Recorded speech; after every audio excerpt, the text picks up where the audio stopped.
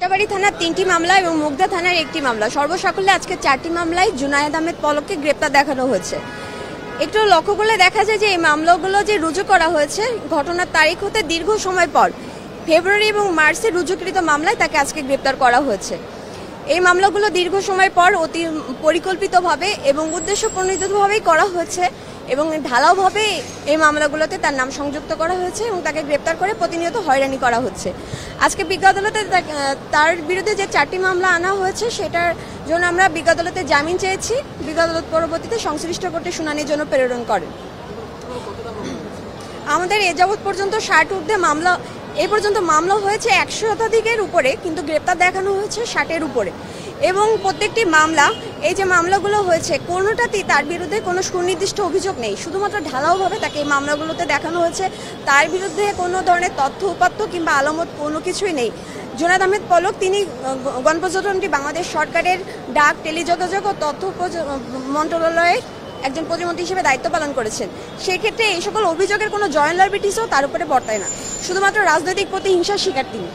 Fascist হাসিনার সহযোগীদের মধ্যে বিভিন্ন সময়ে তার মন্ত্রিসভার অবৈধ মন্ত্রী কামরুল ইসলাম, আনিসুল হক এবং শাহজাহান খান, তারপরে সালমান এফ রহমান, হাসানুল হক ইনু এবং রাশেদ খান মেনন সহ এবং পুলিশের সাবেক আইজিপি আব্দুল্লাহ আল মামুন এবং সাংবাদিক ফারজানা রূপা, শাকিল আহমেদ এবং সাবেক এমপি আব্দুল্লাহ আল জ্যাকব এবং আরেকজন হলো নবী নেওয়াজ।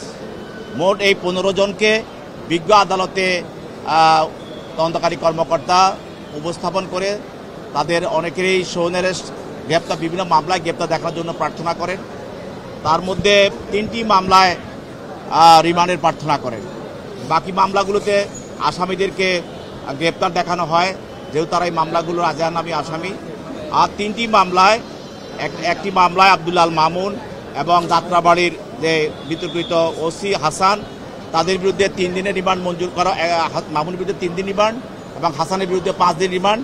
আরেকটি মামলায় সাবেক অবৈধ এমপি আব্দুল্লাহ আল জ্যাকব, তার বিরুদ্ধে 3 দিন রিমান্ড এবং সাবেক অবৈধ এমপি নবী নেওয়াজ, তার বিরুদ্ধে 5 দিনের রিমান্ড মঞ্জুর করা হয়।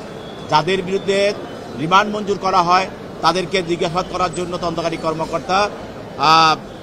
কর্মকর্তার হেফাজতে প্রদান করেন। আর যাদেরকে সৌনেরেস করা হয় তাদেরকে সিডব্লিউ মূলে জেল হাজতে প্রেরণ করা হয়।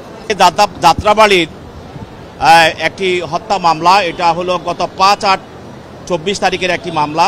এই মামলায় মোজাম্মেল হক বাবু এবং শাকিল আহমেদ এবং ফারজানা রূপা তারা এজাহারনামী আসামি। তদন্তকারী কর্মকর্তা এই মামলার তদন্তে অন্যান্য আসামিদের জিজ্ঞাসাবাদ করে এবং ঘটনার বিভিন্ন বিষয়, ভিডিও চিত্র এবং তাদের কনভারসেশন বিভিন্ন কিছু পর্যালোচনা করে তাদেরকে এই মামলার সঙ্গে সম্পৃক্ত থাকার কারণে তাদেরকে জিজ্ঞাসাবাদ করার প্রয়োজন হয়।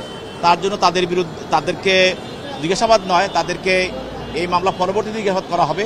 আপাতত তাদেরকে এই মামলায় গ্রেপ্তার দেখানোর জন্য প্রয়োজন হয়, সেই জন্য তাদের বিরুদ্ধে সৌনরাস করার জন্য তাদেরকে এই মামলা গ্রেপ্তার দেখানোর জন্য প্রার্থনা করা হয় এবং তাদের প্রার্থনা মঞ্জুর করা হয়।